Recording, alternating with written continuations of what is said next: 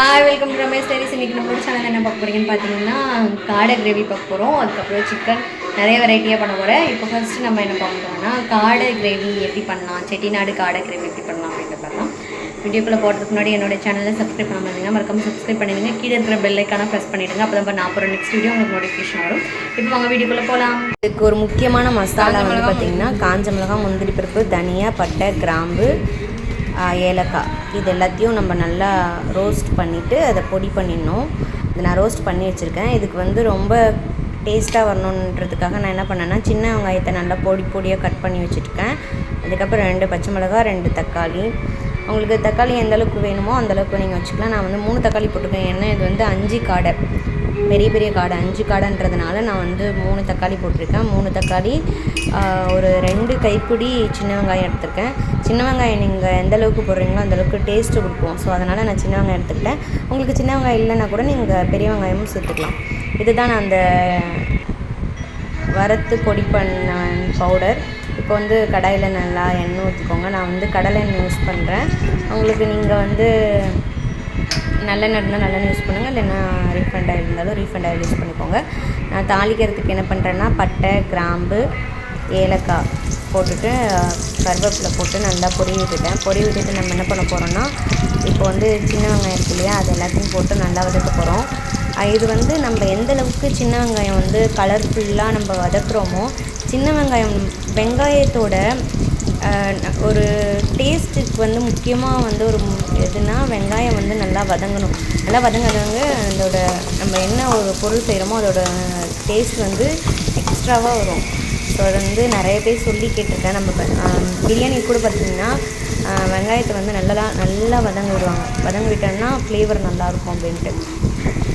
நீங்கள் சின்ன வெங்காயம் இல்லை அப்படின்னா நீங்கள் பல்லாரி கூட போட்டுக்கோங்க, இல்லை நார்மல் வெங்காயம் எது உங்களுக்கு கிடைக்குதோ. ஆனால் இந்த மாதிரி செஞ்சு பார்த்தீங்கன்னா உங்களுக்கு ரொம்பவே சூப்பராக இருக்கும், டேஸ்ட்டாக இருக்கும். நீங்களும் கண்டிப்பாக ட்ரை பண்ணி பாருங்கள்.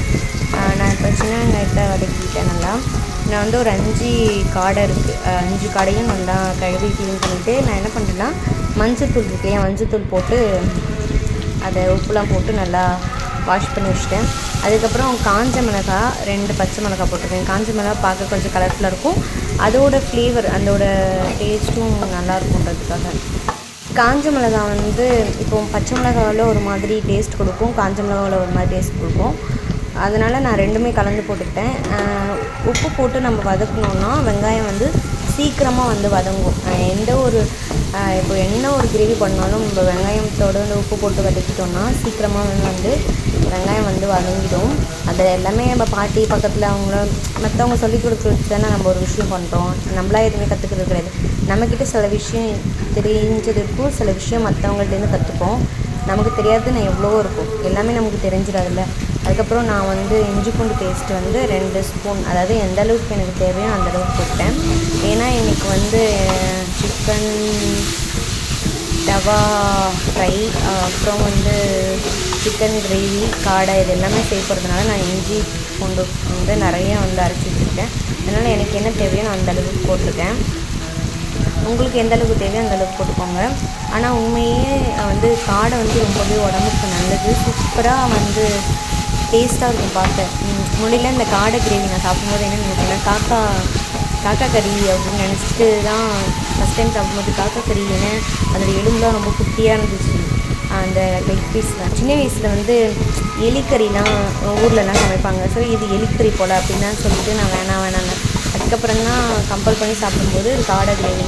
அதுக்கப்புறம் நானாக ட்ரை பண்ணி எப்படிலாம் பண்ணலான்னு சொல்லிட்டு சீரியஸ்லி இது வந்து நான் வேறு ஒரு சிக்கன் கிரேவி பண்ணேன். ஸோ அதை இதில் காடைக்கு போட்டால் எப்படி இருக்கும் அப்படின்னு சொல்லி இந்த மசாலாவெலாம் நான் ஆட் பண்ணி நான் செஞ்சேன் ஃபஸ்ட் டைம். சூப்பராக இருந்ததுன்ட்டு வீட்டில் எல்லாருக்கிட்டையும் பேர் வாங்கினேன். ஸோ அதனால் இன்றைக்கி நான் அதை வந்து எப்படி பண்ணுறதுட்டு உங்கள்கிட்டையும் காமிக்கிறேன். இப்போ நான் வந்து 3 தக்காளி கட் பண்ணி வச்சுருந்தேன், நான் அதையும் போட்டுறேன். தக்காளி வந்து நல்லா வதங்கின பிறகு காடை எல்லாத்தையும் நான் எடுத்து அதில் போட்டு இப்போ நம்ம நல்லா வதக்க போகிறோம். காடை வந்து எப்படின்னா ஃபஸ்ட்டு அது ஆல்ரெடி தண்ணி விடும்.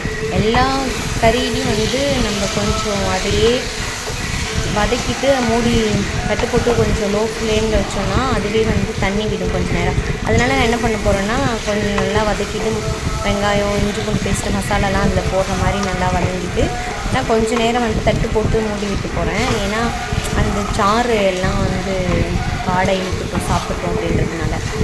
பார்க்க வந்து இது வந்து காக்கா கறி மாதிரி இருக்கும். அதோட லெக் பீஸ்லாம் ரொம்ப சின்னதாக, ஆனால் சாப்பிட்டிங்கன்னா வேறு லெவல் டேஸ்ட்டாக இருக்கும். ரொம்ப நல்லாயிருக்கும். சதை சூப்பராக இருக்கும். நான் கொஞ்சம் நேரம் வந்து தட்டு போட்டு மூடி எடுத்துட்டேன். இப்போ நம்ம தேவையான மசாலாலாம் போட்டுடலாம். நான் எல்லா இடத்துலையும் நல்லா வதக்கி கிளறி எடுத்துக்கிறேன்.